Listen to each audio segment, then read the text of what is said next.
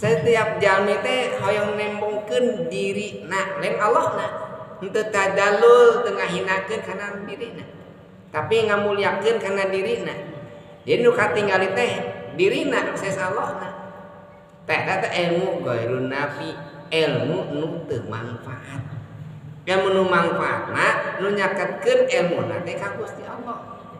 Da ilmu teh kagungan Gusti Allah.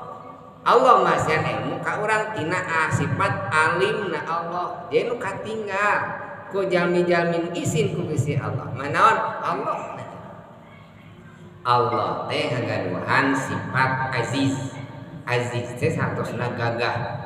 Jadi lamun ibu ninggal Pak RT, ninggal Pak RW, ninggal Pak Camat geus pangkatan ya, ninggal Pak Bupati, anu ditinggal teh sare camatna sare RT na, tapi sifat azizna Allah, gagahna Allah, masihan kagagahan ka pangkatan ka pejabat.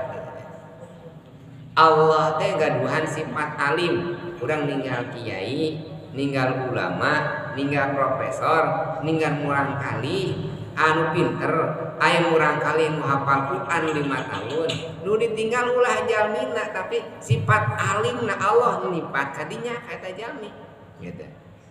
Gusti sayung-yunnya eta jalmi lain putra kieu nu paajengan tapi eta dikersakeun budakna beut hafal Quran Gusti gitu. Ulah ninggal eta jalmina. Allah masih sifat alimna ka eta jalmi.